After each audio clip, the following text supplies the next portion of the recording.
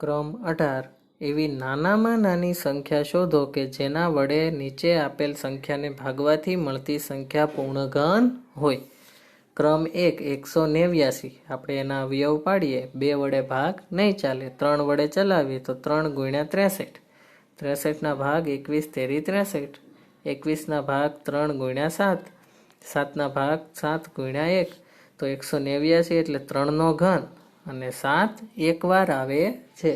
તો હજી 2 વાર 7 ઘટે છે. તેથી 189 ને 7 વડે ભાગવાથી મળતી સંખ્યા પૂર્ણઘન બને. અહીંયા ભાગાકાર કરવાનો છે, ગુણાકાર કરવાનો નથી. તો એક વાર 7 વડે ભાગો તો 7 નીકળી જાય એટલે 3નો ઘન મળે. ક્રમ 2 864.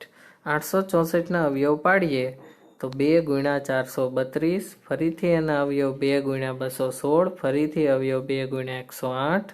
108ના 2 ગુણ્યા 54. 54ના 2 ગુણ્યા 27. એવી જ રીતે 27ના અવયવ 3 ગુણ્યા 9.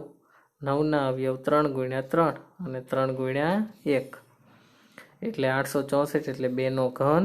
પછી પાછા 2 એ 2 વાર આવે છે અને 3 3 વાર.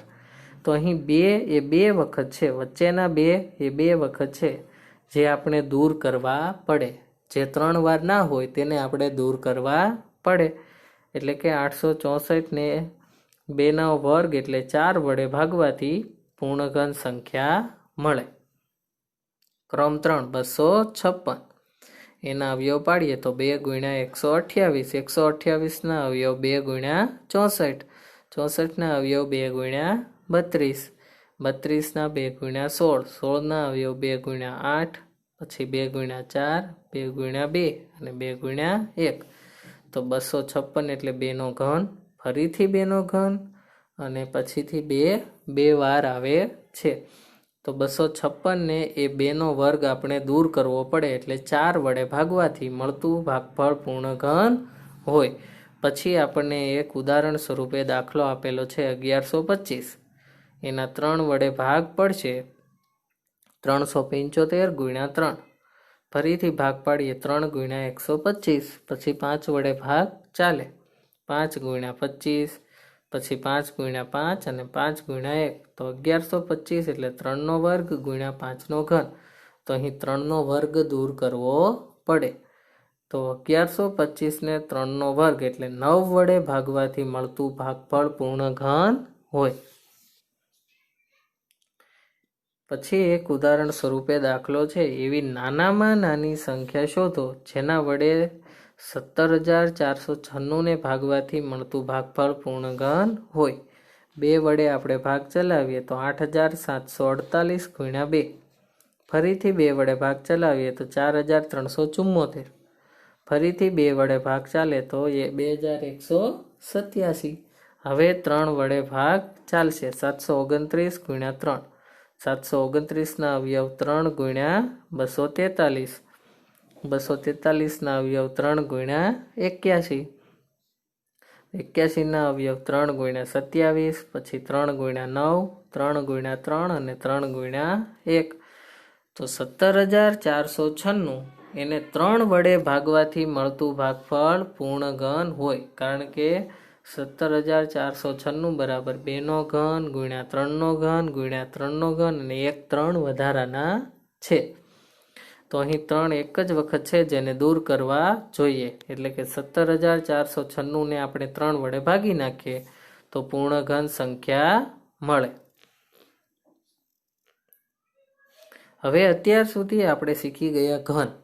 કોઈ સંખ્યાને 3 વાર ગુણાકાર કરીએ અને જે કિંમત મળે એને કહેવાય ઘન. હવે એનાથી ઉલટી પ્રક્રિયા છે ઘનમૂળ. એટલે જે સંખ્યા તમને આપેલી છે એ કઈ સંખ્યાનો ઘન છે એ મેળવવાનું. એનાથી ઉલટી પ્રક્રિયા. ક્રમ 19 કોઈ પણ એકી સંખ્યાનો ઘન એ બેકી સંખ્યા હોય. ખરું અથવા ખોટું? આપણે અગાઉ હમણાં શીખી ગયા કે કોઈ પણ સંખ્યા એકી હોય તો એકી સંખ્યાનો ઘન હંમેશા એકી સંખ્યા જ હોય. એટલા માટે આ વિધાન છે ખોટું. ક્રમ 20 પૂર્ણઘન સંખ્યાના અંતિમ 2 અંકો શૂન્ય ન હોય. કોઈ પણ પૂર્ણઘન સંખ્યા છે તો તેના છેલ્લા બે અંકો શૂન્ય ન હોય તે વાત સાચી છે, કારણ કે કોઈ પણ સંખ્યા તમે લ્યો એવી કોઈ સંખ્યા પૂર્ણઘન સંખ્યા મળે જ નહીં કે જેના અંતિમ બે અંક શૂન્ય હોય. એક અંક મળી શકે પણ બે અંક શૂન્ય મળે નહીં. ક્રમ 21. જો કોઈ સંખ્યાનો વર્ગ કરતા એકમનો અંક 5 આવે તો ઘન કરતા મળતી સંખ્યાના છેલ્લા બે અંક 25 આવે. એ વિધાન છે સાચું. કોઈ પણ એવી સંખ્યા હોય જેના એકમમાં 5 હોય, જેમ કે 5, તો એનો ઘન કરીએ તો તમને મળશે 125, તો એકમમાં 25 આવે એટલે સાચું. ક્રમ 22. જો એક ઘનનું ઘનફળ તમને આપેલું છે 3,43,000 મીટર ઘન હોય તો તેની બાજુની લંબાઈ શોધો. ઘનનું ઘનફળ, કોઈ પણ ઘન હોય તો તેનું ઘનફળ શું હોય? લંબાઈ ગુણ્યા પહોળાઈ ગુણ્યા ઊંચાઈ. તો આપણે એના અવયવ પાડીએ તો 3,43,000 બે વડે ભાગ ચલાવીએ તો 1,71,500. પછી બે વડે ભાગ ચલાવીએ તો 85,750. હજી એના બે વડે ભાગ ચલાવીએ તો 4,42,875. હવે એના 5 વડે ભાગ ચાલે તો 8,575 ગુણ્યા 5. હજી 5 વડે ભાગ ચાલે 1,715 ગુણ્યા 5. હજી 5 વડે 343 ગુણ્યા 5. 7 ગુણ્યા 49 એટલે 343. 49 એટલે 7 ગુણ્યા 7 અને 7 એટલે 7 ગુણ્યા 1. તો 3,43,000 એટલે 2નો ઘન ગુણ્યા 5નો ઘન ગુણ્યા 7નો ઘન થાય. તેથી 3,43,000નું ઘનમૂળ શું મળે? 2નો ઘન ગુણ્યા 5નો ઘન ગુણ્યા 7નો ઘન, એ ત્રણેયનું ઘનમૂળ. એટલે 2ના ઘનનું ઘનમૂળ 2, 5નો ઘન તો એનું ઘનમૂળ 5, 7નો ઘન એનું ઘનમૂળ 7. તો આ ત્રણેયનો ગુણાકાર થાય 70. તો 3,43,000નું ઘનમૂળ મળશે આપણને 70. તેથી ઘનની એક બાજુની લંબાઈ શું મળી? 70 મીટર મળી. હવે જોઈએ નીચે આપેલ સંખ્યાનું ઘનમૂળ અવિભાજ્ય અવયવીકરણની રીતે શોધો. અવિભાજ્ય અવયવીકરણની રીત એટલે ટૂંકમાં આપણે અત્યાર સુધી જે અવયવો પાડતા હતા તે. ક્રમ 1. 2,744. એના અવયવ પાડીએ 2 ગુણ્યા 1372. હજી 1372ના અવયવ પાડીએ તો 2 ગુણ્યા 686. હજી 2 વડે અવયવ પાડીએ તો 343 ગુણ્યા 2. હજી એના અવયવ પાડીએ તો 49 ગુણ્યા 7, 49ના 7 ગુણ્યા 7 અને 7ના 7 ગુણ્યા 1. તો 2,744 એટલે 2નો ઘન ગુણ્યા 7નો ઘન, એટલે 2 ગુણ્યા 7નો ઘન થાય. અને 2 ગુણ્યા 7 એટલે 14નો ઘન. તો 2,744નું ઘનમૂળ શું મળે? 44, કારણ કે ઉપરથી ઘન કાઢી નાખો તો ઘનમૂળ મળે. એટલે મળશે જવાબ 14. ક્રમ 2. 10,648. હવે એના અવયવ પાડીએ 2 ગુણ્યા 5,324 મળે. હજી એના ભાગ પાડીએ તો 2 ગુણ્યા 2,662. 2,662ના અવયવ 2 ગુણ્યા 1,331. પછી 11 વડે ભાગ ચાલશે 11 ગુણ્યા 121. 121ના 11 ગુણ્યા 11 અને 11 ગુણ્યા 1. તો 10,648 એટલે 2નો ઘન ગુણ્યા 11નો ઘન. એટલે ઘનમૂળમાં 2નો ઘન ગુણ્યા 11નો ઘન. હવે ઘનમૂળ દૂર કરીએ તો 2 ગુણ્યા 11 એટલે 22. ટૂંકમાં 10,648 એ 22નું એનું ઘનમૂળ મળશે 22. ક્રમ 3. 12,167. આપણે એના અવયવ પાડીએ સીધા 23 વડે ભાગ ચાલશે. 23 ગુણ્યા 529. 529ના ભાગ 23 ગુણ્યા 23 અને 23ના ભાગ 23 ગુણ્યા 1. તેથી 12,167 એટલે 23નો ઘન. તો એનું ઘનમૂળ શું મળે? બંને તરફ ઘનમૂળ કાઢીએ તો ઉપરથી ઘનની નિશાની નીકળી જાય તો 12,167નો ઘન મળે 23. એવી જ રીતે એક ઉદાહરણ છે 13,824. એના આપણે 2 વડે ભાગ પાડીએ તો શું મળે? 6,912. 6,912ના 2 ભાગ કરીએ તો 3,456. હજી 2 વડે ભાગ ચલાવીએ તો 1728, 2 વડે ફરીથી ભાગ ચલાવીએ તો 864, 864ના ભાગ કરીએ 2 વડે 432, 432 એટલે 2 ગુણ્યા 216, 216 એટલે 2 ગુણ્યા 108, 108 એટલે 2 ગુણ્યા 54, 54 એટલે 2 ગુણ્યા 27. હવે 27ના અવયવ 3 ગુણ્યા 9, 9ના અવયવ 3 ગુણ્યા 3 અને 3ના અવયવ 3 ગુણ્યા 1. તેથી 13,824 એટલે 2નો ઘન, ફરીથી 2નો ઘન, ફરીથી 2નો ઘન અને છેલ્લે 3નો ઘન. તો 13,824નું ઘનમૂળ એટલે બધાનું ઘનમૂળ આપણે કાઢવું પડે. એટલે બધાના ઉપરથી ઘન દૂર કરીએ તો 2 ગુણ્યા 2 ગુણ્યા 2 ગુણ્યા 3 એટલે 24 મળે. તો 13,824નું ઘનમૂળ મળ્યું 24. ક્રમ 24. નીચેની સંખ્યાઓ પૂર્ણ ઘન છે તેમનું ઘનમૂળ અનુમાન કરીને શોધો. અનુમાનની રીતથી આપણે એનું ઘનમૂળ મેળવવાનું છે. ક્રમ 1 જે આપણને આપેલો છે 4,38,976. હવે આપણે અનુમાનની રીતમાં શું કરીશું? 3 સંખ્યાઓના જૂથ પાડી દેવાના. અનુમાનની રીતમાં તો આપણે 3 સંખ્યાના જૂથ પાડી દઈએ તો પહેલી 3 સંખ્યા મળે 976, બીજી 3 438. તો પહેલી જે સંખ્યા 976 મળી હોય એમાં એકમનો અંક હોય તે જ આપણને ઘનમૂળનો એકમનો અંક મળે. અહીંયા એકમનો અંક છે 6 એટલે એકમનો અંક 6. હવે બાકીની સંખ્યા છે 438.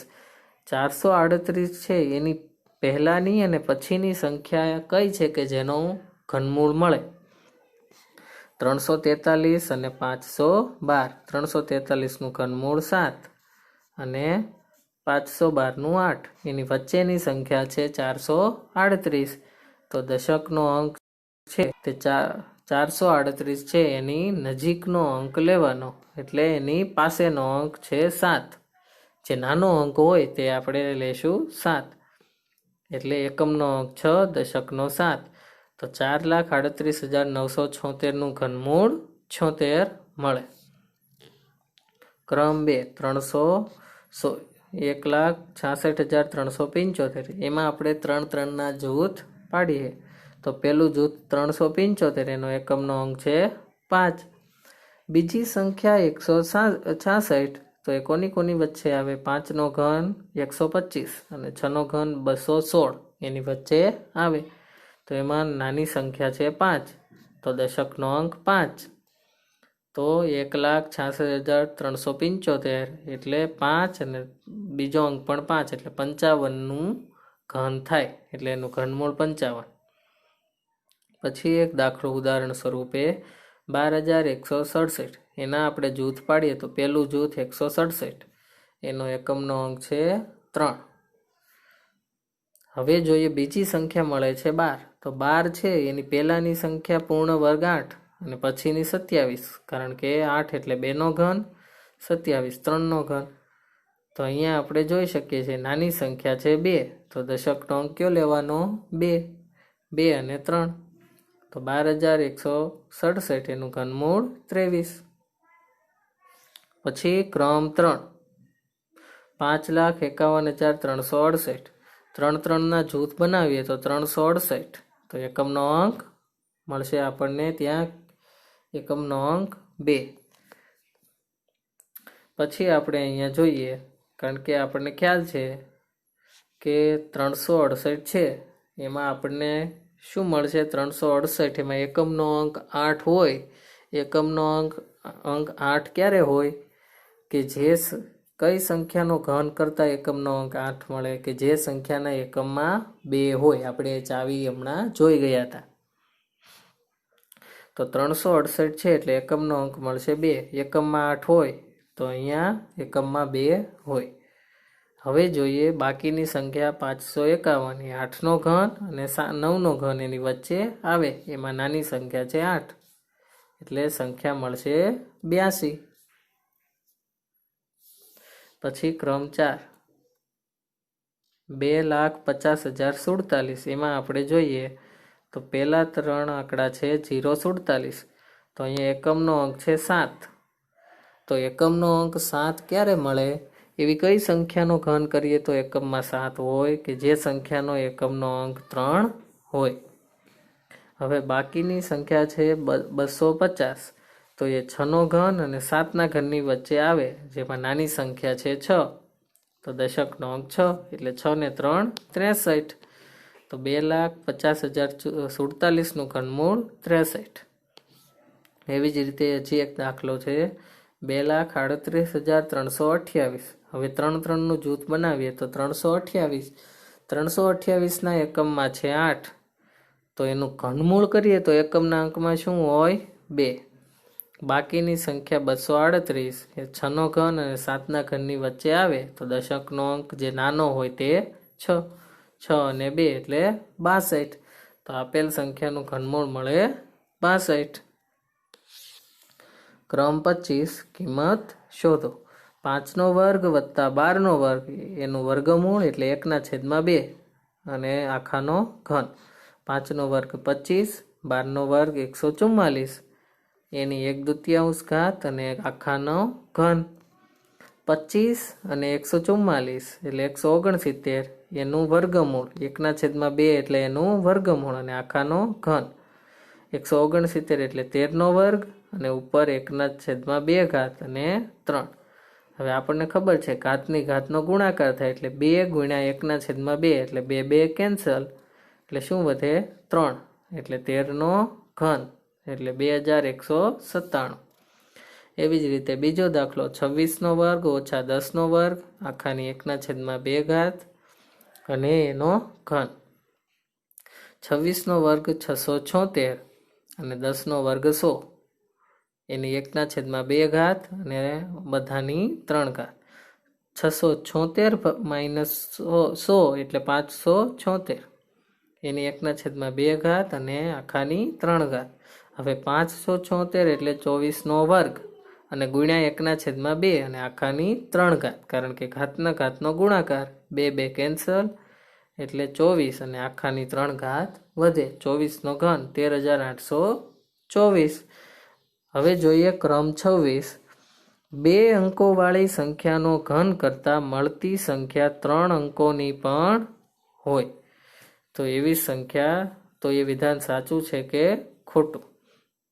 એ વિધાન ખોટું છે, કારણ કે 2 અંકોવાળી સંખ્યાનો આપણે ઘન કરીએ તો મળતી સંખ્યા હોય તે 3 અંકોની ક્યારેય હોય નહીં. 3 અંકોથી હંમેશા મોટી જ હોય.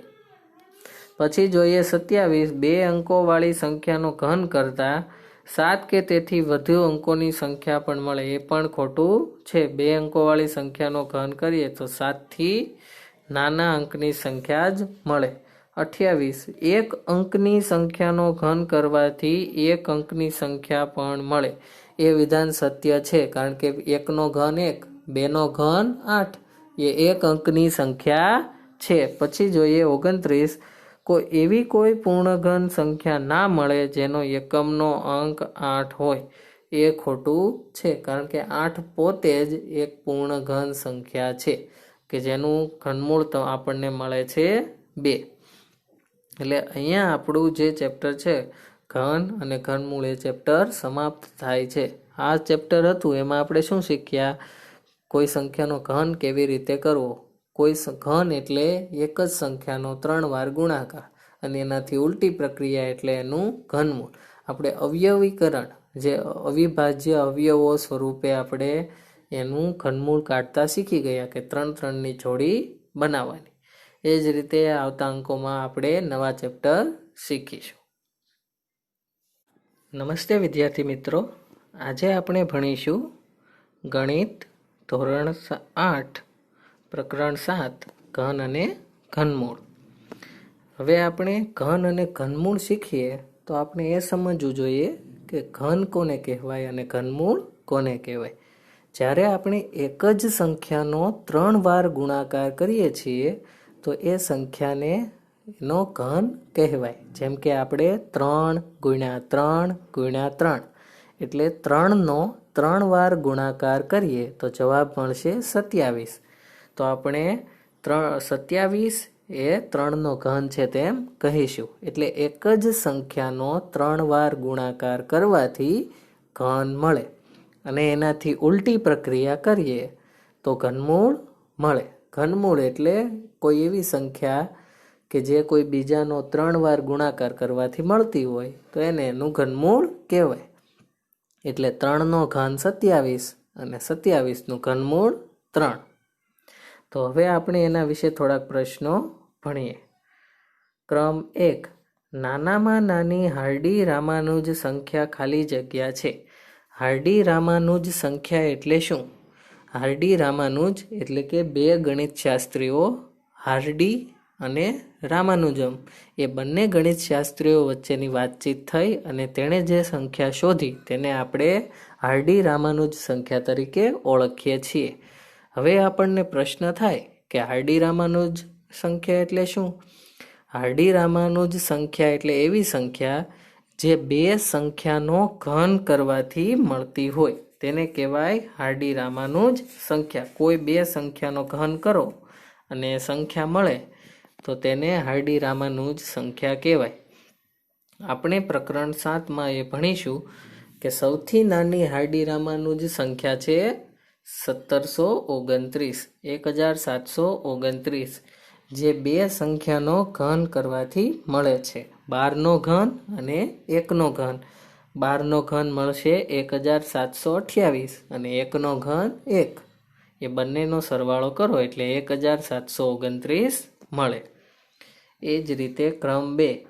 2 16 અને 9 15 એ માટેની હાર્ડી રામાનુજ સંખ્યા જણાવો. તો 2 અને 16 એ બંનેનો ઘન કરીએ અથવા 9નો ઘન અને 15નો ઘન એ બંનેનો સરવાળો કરીએ એટલે આપણને જવાબ મળશે 41 4 એટલે કે 4104. 4104 એ પણ એક રીતે હાર્ડી રામાનુજ સંખ્યા છે. પછી આપણે જોઈએ ઘન. ઘન પદાર્થ વિશે આપણે માહિતી મેળવીએ. ઘન પદાર્થ એટલે શું અથવા ઘન એટલે શું? ઘન એવો ઘન કે જેની બધી બાજુઓ સરખી હોય અથવા એની લંબાઈ, પહોળાઈ અને ઊંચાઈ બધી સરખી હોય એવો કોઈ પદાર્થ કે એવો કોઈ વસ્તુ કે જેની 6 સપાટીઓ હોય, લંબાઈ, પહોળાઈ, ઊંચાઈ એ બધી સરખી હોય તેને આપણે કહીશું ઘન. ક્રમ 3. 1 સેમી બાજુવાળા ખાલી જગ્યા ઘનની મદદથી 2 સેમી બાજુવાળો એક ઘન મળે. હવે 1 સેમી બાજુવાળો ઘન હોય અને એને 2 સેમી બાજુવાળા ઘન સાથે સરખાવવો હોય તો બંનેનો આપણે ઘન કરવો પડે.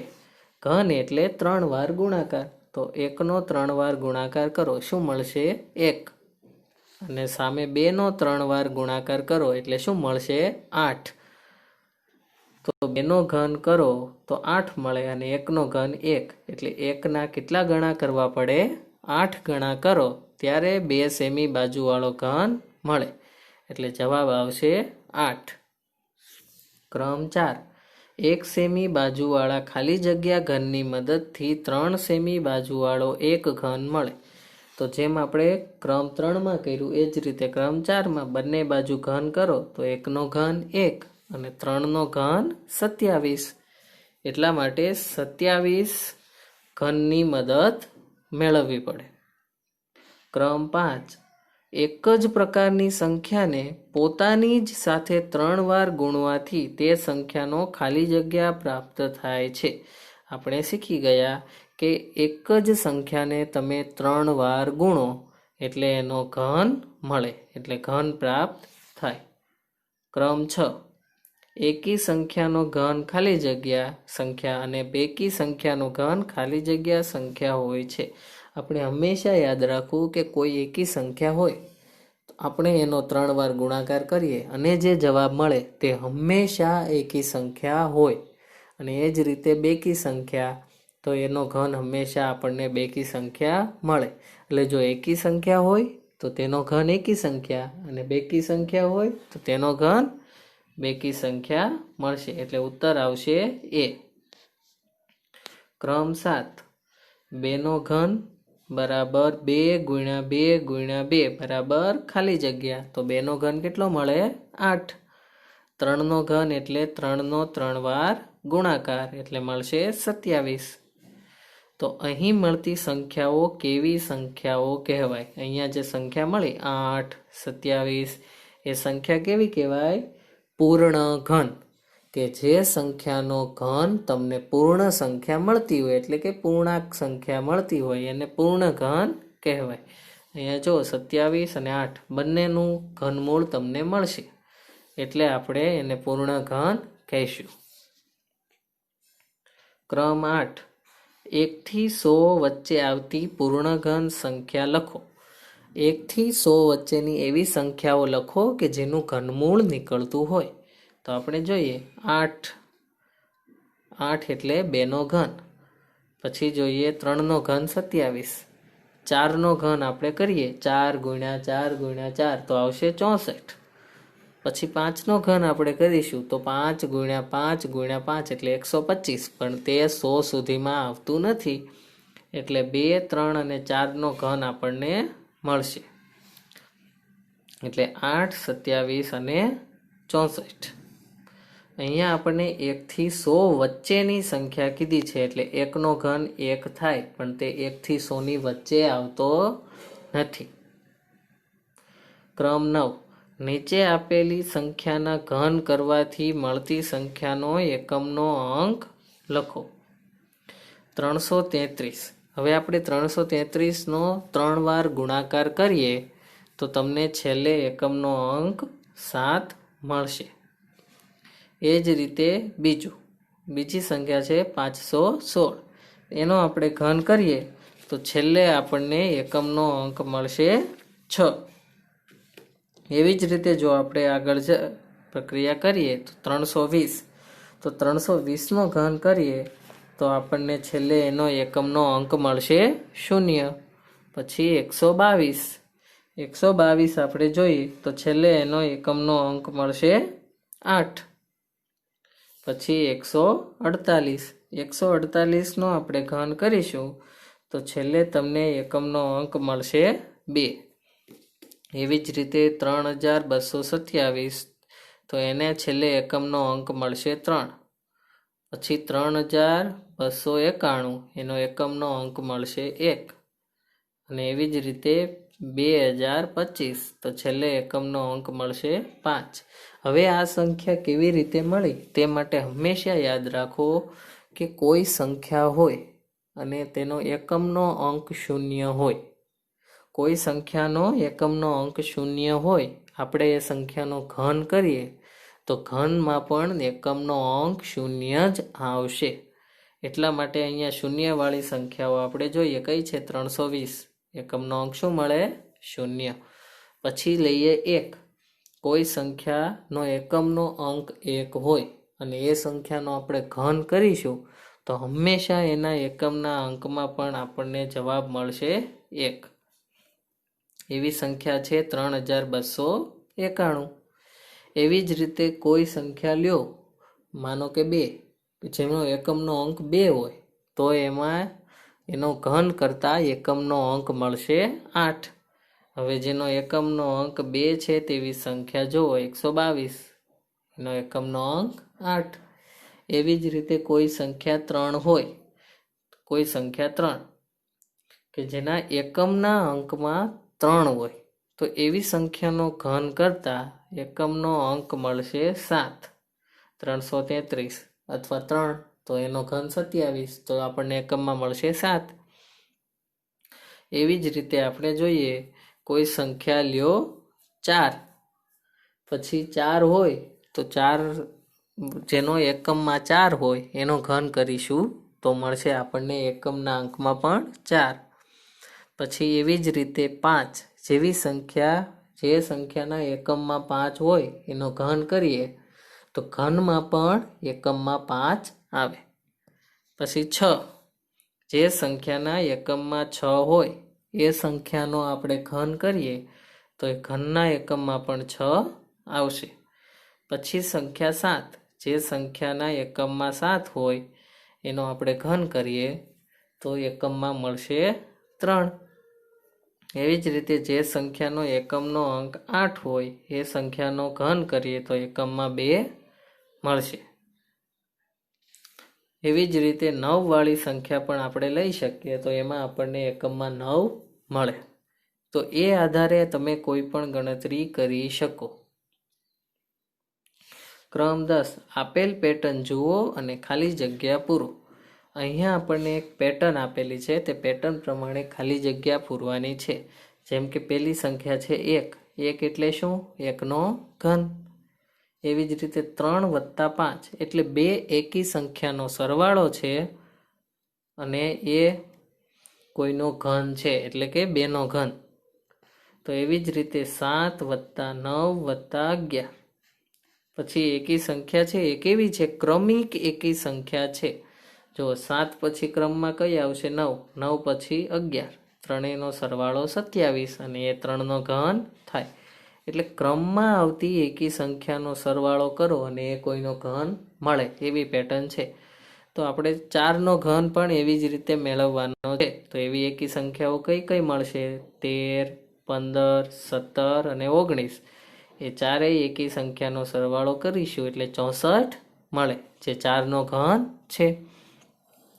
એવી જ રીતે 5નો ઘન મેળવો તો એવી કઈ કઈ એકી સંખ્યાઓ છે? 21, 23, 25, 27, 29 એટલે 5નો ઘન. હવે આપણે એ પણ જોઈશું પેટર્ન પ્રમાણે કે 1ના ઘનમાં એક જ એકી સંખ્યા હતી, 2ના ઘનમાં 2 એકી સંખ્યાનો સરવાળો, 3ના ઘનમાં 3 એકી સંખ્યાનો સરવાળો, 4ના ઘનમાં 4 એકી સંખ્યાનો સરવાળો, 5નો ઘન હતો તો 5 એકી સંખ્યાનો સરવાળો. એવી જ રીતે 6નો ઘન હોય તો 6 એકી સંખ્યાઓનો સરવાળો થાય. અને કેવી? ક્રમિક. 31, 33, 35, 37, 39 અને 41 એટલે સરવાળો મળશે 216, જે 6નો ઘન છે. એવી જ રીતે 7નો ઘન હોય તો 7 ક્રમિક એકી સંખ્યાઓનો સરવાળો કરવાથી મળે. એ 7 ક્રમિક સંખ્યા 43, 45, 47, 49, 51, 53 અને 55 એટલે સરવાળો 343, જે 7નો ઘન છે. એવી જ રીતે એક બીજી પેટર્ન જોઈએ. ક્રમ 11. નીચે આપેલ પેટર્ન જુઓ અને સંખ્યાઓની કિંમત શોધો. અહીંયા જો 2નો ઘન ઓછા 1નો ઘન. હવે આપણને ખબર છે 2નો ઘન એટલે 8 અને ઓછા 1નો ઘન એટલે 1. જવાબ મળે છે 7. પણ અહીંયા કઈ પેટર્નથી મળેલો છે? 1 + 2. કારણ કે ઘન છે એ 2નો ઘન છે અને ગુણ્યા 1 × 3 એ પેટર્ન આપણને આપેલી છે. પહેલી સંખ્યા 1માં પહેલી સંખ્યા ઉમેરી અને 1 સાથે 3ને ગુણ્યા.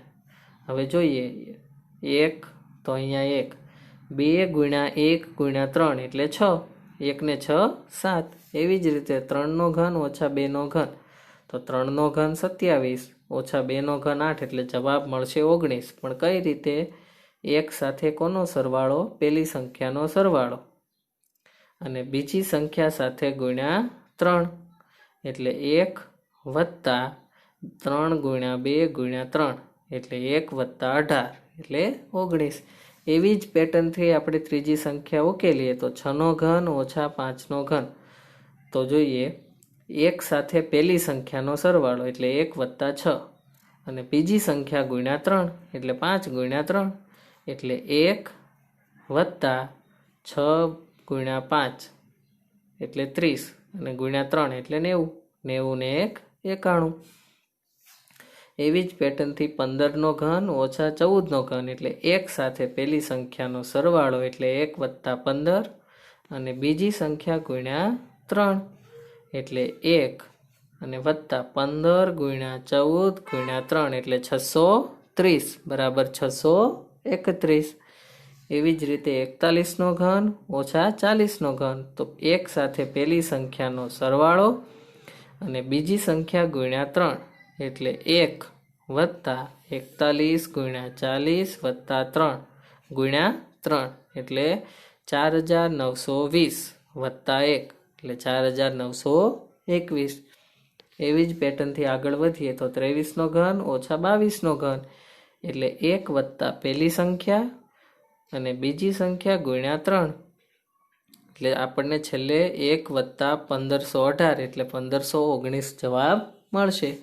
એ જ રીતે 61નો ઘન ઓછા 60નો ઘન એટલે 1 વત્તા પહેલી સંખ્યા ગુણ્યા બીજી સંખ્યા ગુણ્યા 3 એટલે 1 વત્તા 61 ગુણ્યા 60 ગુણ્યા 3 એટલે 10,980 એટલે ટોટલ જવાબ મળશે 10,981.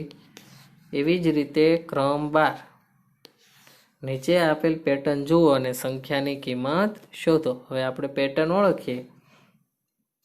1નો ઘન અને 1નો વર્ગ બરાબર 1. કોઈ સંખ્યા છે એનો ઘન અને વર્ગ કરીએ તે આપણને 1 મળે છે. હવે પેટર્નમાં જોઈએ 1નો ઘન વત્તા 2નો ઘન એટલે 2 ક્રમિક સંખ્યા છે 1 અને 2. એ બંનેનો આપણે ઘન કરીએ તો શું મળે? 1 વત્તા 2નો વર્ગ બરાબર 3નો વર્ગ એટલે 9. હવે જોઈએ 1નો ઘન 1 અને 2નો ઘન 8 એટલે 8 ને 1 9. તો 2 ક્રમિક સંખ્યાનો ઘન કર્યો એ ત્રીજી સંખ્યાનો આપણને વર્ગ મળે છે. એટલે 1નો ઘન અને 2નો ઘન એ 3નો વર્ગ મળે. એવી જ રીતે 3 ક્રમિક સંખ્યા છે એ ચોથીનો વર્ગ મળશે. એટલે 1નો ઘન વત્તા 2નો ઘન વત્તા 3નો ઘન એટલે ત્રણેય સંખ્યાના સરવાળાનો વર્ગ એટલે 6નો વર્ગ. જોઈએ 1 વત્તા 2 અને વત્તા 3 એટલે 6. 6નો વર્ગ 36. એવી જ રીતે 4 ક્રમિક સંખ્યાનો ઘન છે તો એ ચારેયનો સરવાળાનો વર્ગ મળે. 1 વત્તા 2 વત્તા 3 વત્તા 4 એટલે જવાબ મળે 10. 10નો વર્ગ 100. એવી જ રીતે અહીંયા 1 થી 6 સંખ્યા છે તો બધાનો સરવાળો અને એનો વર્ગ તો બધાનો સરવાળો મળે 21. 21નો વર્ગ 441. ટૂંકમાં જેટલી સંખ્યાઓ આપણને આપેલી છે તે બધાનો સરવાળો કરીને એનો વર્ગ મેળવવાનો. ક્રમ 13. સુરભી પ્લાસ્ટિકનો એક લંબઘન બનાવે છે જેની લંબાઈ પહોળાઈ અને ઊંચાઈ અનુક્રમે 12 સેમી 8 સેમી અને 3 સેમી છે. આવા કેટલા લંબઘનની જરૂર પડે કે જેથી એક સમઘન તૈયાર થાય? હવે સુરભી પ્લાસ્ટિકનો એક લંબઘન બનાવે છે. લંબઘન એટલે તેને લંબાઈ પહોળાઈ અને ઊંચાઈ હોય તેવું. ટૂંકમાં ઘન જેવો જ લંબઘન. પણ ઘનમાં શું હોય? લંબાઈ પહોળાઈ અને ઊંચાઈ એક સરખું હોય, જ્યારે લંબઘનમાં ત્રણેય એક સરખું હોતું નથી. હવે લંબઘનનું ઘનફળ આપણે મેળવીએ. ઘનફળ એટલે લંબઘનની અંદર કેટલું સમાઈ શકે તેની ક્ષમતા. લંબઘન કેવડો છે તો એનું ઘનફળ એટલે લંબાઈ ગુણ્યા પહોળાઈ ગુણ્યા ઊંચાઈ. લંબાઈ છે 12, પહોળાઈ 8, ઊંચાઈ 3. ત્રણેયનો ગુણાકાર એટલે 288 ઘન સેમી એ ઘનફળ મળશે. હવે એ ઘનફળ જે મળેલું છે તેનું આપણે ઘનમૂળ મેળવીએ કે પૂર્ણ ઘન આપણે કઈ રીતે એને કરી શકીએ અથવા આપણે એનો અવયવો પાડીએ. હવે 288 ઘન સેમી મળ્યા. એના 2 વડે શરૂઆત આપણે નાની સંખ્યાથી કરીએ. એક પછી આપણે એક સંખ્યા નહીં લેવાની, હંમેશા 2 થી શરૂઆત કરીશું. તો આપણે 2 વડે ભાગ ચલાવીએ તો શું મળશે? 144. હજી જોઈએ 2 વડે ભાગ પડે છે તો કે હા. તો હજી 72 ગુણ્યા 2 144. હવે 72ના 2 ભાગ મળશે. હજી મળશે 2 ગુણ્યા 36. હજી જોઈએ 2 વડે ભાગ મળે તો 2 ગુણ્યા 18. હજી આપણે 18ના ભાગ પાડીએ તો 2 ગુણ્યા 9. હજી 9ના ભાગ 2 વડે પડે નહીં, એટલે હવે 3ની આપણે ઉપયોગ લઈએ. 3 તેરી 9. હજી 3નો આપણે ભાગ પાડીએ તો 3 ગુણ્યા 1 એટલે 3. તો 288 એટલે શું મળ્યું? 2નો ઘન. અહીંયા આપણે જોઈએ કે 2નો 3 વાર ગુણાકાર છે એટલે 2નો ઘન, પછી પાછો 2નો વર્ગ અને છેલ્લે પાછો 3નો વર્ગ. તો અહીં ગુણાકાર કોનો આવે છે? 2 અને 3નો. 2 અને 3 વડે ગુણવાથી પૂર્ણ ઘન બને છે. તો 2 ને 3 વડે ગુણો તો 2 ગુણ્યા 3 એટલે 6. તો એટલે કે આવા 6 લંબઘન જોડવાથી એક સમઘન મળે. ટૂંકમાં જે અવયવો આપણને મળતા હોય એનો ગુણાકાર કરવાનો. 2 અને 3 મળેલા છે તો 2 ગુણ્યા 3. ક્રમ 14. નીલમ પ્લાસ્ટિકનો એક લંબઘન બનાવે છે જેનું માપ 5/2/10 સેમી છે. આવા કેટલા લંબઘન જોઈએ જેથી એક સમઘન બને? તો સેમ જેવો ઉપરનો દાખલો કર્યો એવી જ રીતે આ દાખલો કરીએ. લંબઘનનું ઘનફળ લંબાઈ, પહોળાઈ, ઊંચાઈ આપેલી છે. તો લંબાઈ ગુણ્યા પહોળાઈ ગુણ્યા ઊંચાઈ 5 ગુણ્યા 2 10, 10 ગુણ્યા 10 એટલે 100 ઘન સેમી. હવે એના અવયવ પાડીએ. 2 વડે ભાગ ચલાવીએ 50 ગુણ્યા 2. હજી 50ના ભાગ ચલાવીએ 2 ગુણ્યા 25. હવે 2 વડે ભાગ ચાલશે નહીં તો 3 વડે, પણ 3 વડે પણ ભાગ ચાલતા નથી. પછી 4 વડે પણ ભાગ ચાલશે નહીં એટલે હવે 5 વડે, 5 ગુણ્યા 5 એટલે 25. હજી 5ના ભાગ પાડીએ તો 5 ગુણ્યા 1. તો અહીંયા 100 એટલે શું મળે છે? 2નો વર્ગ, કારણ કે 2 ગુણ્યા 2 અને અહીંયા 5નો વર્ગ એટલે 5 ગુણ્યા 5. ટૂંકમાં 2 અને 5નો ગુણાકાર મળશે. 2 અને 5 વડે ગુણવાથી પૂર્ણ ઘન બને. તો આવા 2 ગુણ્યા 5 એટલે 10 લંબઘન જોડવાથી એક સમઘન મળે. ટૂંકમાં આવા તમામ દાખલાઓમાં યાદ રાખવાનું, જે અવયવો મળે તેનો ગુણાકાર. ક્રમ 15. નીચે આપેલી સંખ્યામાંથી કઈ સંખ્યા પૂર્ણ ઘન છે? પૂર્ણ ઘન સંખ્યા ટૂંકમાં જે સંખ્યાનું ઘનમૂળ નીકળતું હોય એને પૂર્ણ ઘન કહેવાય. હવે આપણે એવી સંખ્યાઓ મેળવવા માટે આપણે શું કરીશું કે જે સંખ્યા આપેલી હોય તેનું આપણે ઘનમૂળ કાઢીએ એટલે અવયવો પાડીએ. અને ઘન ક્યારે મળે કે એક જ સંખ્યાનો 3 વાર ગુણાકાર મળે તો ઘન કહેવાય. હવે એક જ સંખ્યાનો 3 વાર ગુણાકાર મળે તો આપણે કહી શકીએ કે ઘનમૂળ મળે, એટલે એ પૂર્ણ ઘન થાય. ક્રમ 1. 441. 441ના 2 વડે ભાગ પડશે નહીં, કારણ કે એકી સંખ્યા છે. તો 3 વડે ભાગ ચલાવીએ તો 147 ગુણ્યા 3. હજી 3 વડે ભાગ ચાલે 49 ગુણ્યા 3. હવે આપણે એના ભાગ 3 વડે પડશે નહીં. 4, 5 અને 6 વડે પણ ભાગ પડશે નહીં. તો 7 વડે ભાગ ચલાવીએ 7 ગુણ્યા 7 એટલે 49. તો હવે આપણે જોઈએ 7ના અવયવ 7 ગુણ્યા 1.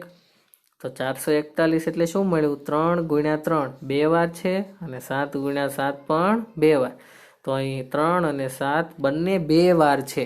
પૂર્ણ ઘન બનવા માટે ગુણાકાર કેટલી વાર હોવો જોઈએ? 3 વાર. તો 441 એ પૂર્ણ ઘન નથી. જો 3 વાર ગુણાકાર હોત તો આપણે કહી શકીએ કે પૂર્ણ ઘન છે. પછી આપણે જોઈએ એના જેવો જ એક દાખલો 600. 600ના અવયવ પાડીએ 2 વડે ભાગ ચલાવીએ 2 ગુણ્યા 300. પછી 2 ગુણ્યા 150. 150ના ભાગ પાડીએ 2 ગુણ્યા 75. હવે 2 વડે ભાગ ચાલતો નથી તો 3 વડે, 25 તેરી 75. હજી ભાગ ચલાવીએ 25ના તો હવે 5 વડે ભાગ ચાલશે 5 ગુણ્યા 5. હજી ભાગ ચલાવીએ 5 ગુણ્યા 1. તો 600 એટલે શું મળ્યું? 2નો ઘન, પછી ગુણ્યા 3 અને 5 2 વાર છે. અહીં 3 એક જ વાર અને 5 2 વાર છે. ફક્ત 2 જ એવી સંખ્યા છે જે 3 વાર આવે છે. બધી સંખ્યા 3 વાર આવતી નથી. તેથી 600 એ પૂર્ણ ઘન નથી. બધી સંખ્યા 3 વાર આવે તો જ પૂર્ણ ઘન હોય. હવે જોઈએ આપણે 1728. એના 2 વડે ભાગ ચલાવીએ તો 2 ગુણ્યા 864. હજી 864ના ભાગ પાડીએ તો 2 ગુણ્યા 432. હજી 2 વડે ભાગ પાડીએ તો 2 ગુણ્યા 216. હજી 2 વડે કરીએ તો 2 ગુણ્યા 108. એવી જ રીતે આગળ વધીએ તો 2 ગુણ્યા 54. હજી 54ના ભાગ પાડીએ તો 2 ગુણ્યા 27. હવે 2 વડે ભાગ ચાલશે નહીં તો 3 વડે. 27 એટલે 3 ગુણ્યા 9.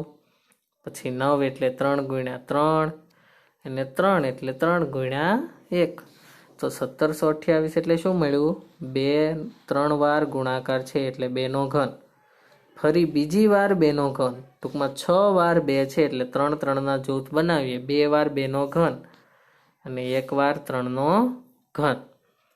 એટલે 2 ગુણ્યા 2 ગુણ્યા 3 એ આખાનો ઘન, એટલે ટોટલ 2 ગુણ્યા 2 એટલે 4, 4 તેરી 12નો ઘન. ટોટલ 12નો ઘન કરીએ તો 1728 મળે, એટલે 1728 એ પૂર્ણ ઘન છે. પછી જોઈએ ક્રમ 3. 8000 આપેલું છે. 8000 ના 2 વડે ભાગ ચલાવીએ તો 4000. હજી 4000 ના ભાગ ચલાવીએ તો 2 ગુણ્યા 1000. આપણે અહીંયા જોઈ શકીએ 2 ગુણ્યા 2000. પછી એ જ રીતે 2 ગુણ્યા 1000, પછી 2 ગુણ્યા 500, હજી 2 ગુણ્યા 250, પછી 2 ગુણ્યા 125. પછી 5 વડે ભાગ ચાલશે તો શું થાય? 5 ગુણ્યા 25, 5 ગુણ્યા 5 અને 5 ગુણ્યા 1. ટૂંકમાં 8000 એટલે 2નો 2 વાર 3 વખત ગુણાકાર મળે અને 5નો 1 વાર ઘન મળે. એટલે 2 ગુણ્યા 2 ગુણ્યા 5 એટલે 20નો ઘન, એટલે 8000 એ પૂર્ણ ઘન છે. ક્રમ 4. 16875. અહીંયા એકી સંખ્યા હોવાથી 2 વડે ભાગ ચાલશે નહીં. હવે જોઈએ 3 વડે આપણે ભાગ ચલાવીએ. 16875 છે તો 5625 ગુણ્યા 3. હજી 3 વડે ભાગ ચલાવીએ તો 1875 ગુણ્યા 3. હજી 1875 ના ભાગ પાડીએ તો 625 ગુણ્યા 3. હવે 3 વડે ભાગ ચાલશે નહીં તો 5 વડે ભાગ ચાલશે. 625 એટલે 125 ગુણ્યા 5. પછી એ જ રીતે 25 ગુણ્યા 5. 25 એટલે 5 ગુણ્યા 5 અને 5 એટલે 5 ગુણ્યા 1. તો 16875 એટલે 3નો ઘન, પછી પાછો 5નો ઘન અને એક વાર અલગથી 5 આવશે. તેથી 16875 એ પૂર્ણ ઘન નથી, કારણ કે 2 સંખ્યાનો ઘન છે પણ ત્રીજી સંખ્યાનો ફરીથી ઘન થતો નથી. પછી ઉદાહરણ સ્વરૂપે એક દાખલો છે 2744. તો આપણે એના અવયવ પાડીએ. 2 ગુણ્યા 1372. હજી એના 2 વડે ભાગ ચલાવીએ. 2 ગુણ્યા 686. 686 ના ભાગ પાડીએ. 2 ગુણ્યા 343. પછી સીધા 7 વડે ભાગ પડશે. 49 ગુણ્યા 7. પછી 7 ગુણ્યા 7 અને 7 ના 1 ગુણ્યા 7. તો 2744 એટલે 2નો ઘન ગુણ્યા 7નો ઘન, એટલે 2 ગુણ્યા 7નો ઘન, એટલે 14નો ઘન. તેથી એ પૂર્ણ ઘન સંખ્યા થાય. હવે જોઈએ ક્રમ 16. એવી નાનામાં નાની સંખ્યા શોધો જેનાથી 3087 ને 1 ગુણવાથી અને 2 ભાગવાથી મળતી સંખ્યા પૂર્ણ ઘન હોય. એવી નાનામાં નાની સંખ્યા મેળવો કે જેને આપણે ગુણ ભાગવાથી મળતી સંખ્યા પૂર્ણ ઘન હોય. તો 3087 ના અવયવ પાડીએ તો 1029 ગુણ્યા 3. ફરીથી ભાગ પાડીએ તો 343 ગુણ્યા 3. પછી એને 7 વડે ભાગ ચાલશે. 7 ગુણ્યા 49. 49 ના અવયવ 7 ગુણ્યા 7 અને 7 ગુણ્યા 1. તો 3087 એટલે શું? 3નો 2 વાર ગુણાકાર અને 7નો 3 વાર, એટલે 3નો વર્ગ ગુણ્યા 7નો ઘન. અહીં 3 એ 2 જ વાર આવે છે. તેથી 3087 ને 3 વડે ગુણવાથી મળતી સંખ્યા પૂર્ણ ઘન બને, કારણ કે આને હજી એકવાર 3 વડે ગુણવું પડે. તો 3087 ગુણ્યા 3 કરીએ તો 3નો વર્ગ ગુણ્યા 7નો ઘન એ આપણને મળેલું છે અને ગુણ્યા 3 થાય, કારણ કે બંને બાજુ 3 વડે ગુણ્યું. તેથી અહીંયા 3 વડે ગુણીએ તો શું મળે? 9261. તો 3 વત્તા 7નો ઘન થાય, એટલે 21નો ઘન થાય. એ જ રીતે 3087 એટલે 3નો વર્ગ ગુણ્યા 7નો ઘન છે. તો અહીં 3 વર્ગ એ વધારાના છે. તો 3087 ને 9 વડે ભાગવાથી મળતી સંખ્યા પૂર્ણ ઘન બને. વધારાના છે એટલા વડે ભાગવા પડે, તો 3નો વર્ગ 9. તો એવી નાનામાંની સંખ્યા આપણે એને ગુણવાથી અને ભાગવાથી પૂર્ણ ઘન થતી હોય એવી સંખ્યાઓ આપણને મળે છે 3 અને બીજી છે 9. એના પછી ક્રમ 17. નીચે આપેલી સંખ્યાઓને નાનામાં નાની કઈ સંખ્યા વડે ગુણતા પૂર્ણઘન સંખ્યા મળે? આપેલી સંખ્યા છે એમાં ક્રમ 1 648. 648ના અવયવો પાડો તો 2 ગુણ્યા 324. 324ના અવયવ 2 ગુણ્યા 162. 162ના અવયવ 2 ગુણ્યા 81. પછી 3 વડે ભાગ ચલાવીએ તો 3 ગુણ્યા 27. 27ના અવયવ 3 ગુણ્યા 9.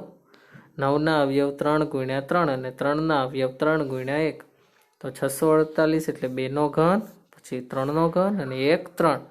તો અહીં 3 એક જ વખત છે તો બંને બાજુ 2 વાર ગુણવા પડે વધારાના. એટલે 648 ને 3નો વર્ગ એટલે 9 વડે ગુણવાથી પૂર્ણઘન મળે. એવો જ એક દાખલો છે 1323. તો આપણે એના અવયવ પાડીએ. 2 વડે ભાગ નહીં ચાલે, 3 વડે ભાગ ચલાવીએ તો 441 ગુણ્યા 3. હજી અવયવ પાડીએ તો 147 ગુણ્યા 3. 147ના અવયવ 49 ગુણ્યા 3.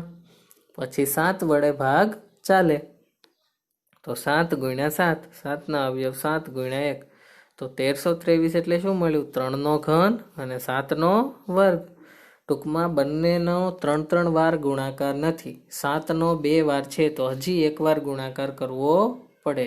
તો અહીં 7 2 વખત છે, તેથી 1323ને એક વાર વધારે ગુણવા પડે 7 વડે. એટલે 1323ને 7 વડે ગુણવાથી મળતી સંખ્યા પૂર્ણઘન બને.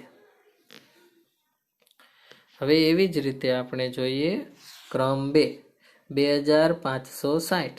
એના અવયવ પાડીએ તો 2 ગુણ્યા 1280. હજી અવયવ પડે 2 ગુણ્યા 640. હજી ભાગ પડે 2 ગુણ્યા 320. પછી 2 ગુણ્યા 160. 2 ગુણ્યા 80. 2 ગુણ્યા 40. 2 ગુણ્યા 20. 2 ગુણ્યા 10. 2 ગુણ્યા 5 અને 5ના અવયવ 5 ગુણ્યા 1. તો 2560 એટલે 2નો 3 વાર ગુણાકાર, ફરીથી 3 વાર ગુણાકાર, ફરીથી 3 વાર, ટોટલ 9 વાર આપણને ગુણાકાર છે. એટલે 3ના જૂથ પાડીએ અને ગુણ્યા 5. તો અહીં 5 એક જ વાર છે એટલે 2 વાર ઘટે છે, એટલે 5નો વર્ગ ઘટે છે. તો 2560 ને 5નો વર્ગ એટલે 25 વડે ગુણવાથી મળતી સંખ્યા પૂર્ણઘન બને. ક્રમ 3 1600. એના ભાગ પાડીએ અવયવો તો 2 ગુણ્યા 800. 800 એટલે 2 ગુણ્યા 400. 400 એટલે 2 ગુણ્યા 200. 200 એટલે 2 ગુણ્યા 100. 100 એટલે 2 ગુણ્યા 50. 50 એટલે 2 ગુણ્યા 25. 25ના અવયવ 5 ગુણ્યા 5 અને 5ના અવયવ 5 ગુણ્યા 1. તો 1600 એટલે 2નો ઘન, ફરીથી 2નો ગુણાકાર, ટોટલ 2 6 વાર આવે છે એટલે 3ના જૂથ પાડીએ અને ગુણ્યા 5નો વર્ગ. તો અહીં 5 2 જ વાર આવે છે, તો એટલે કે 1600ને 5 વડે ગુણવાથી મળતી સંખ્યા પૂર્ણઘન મળે.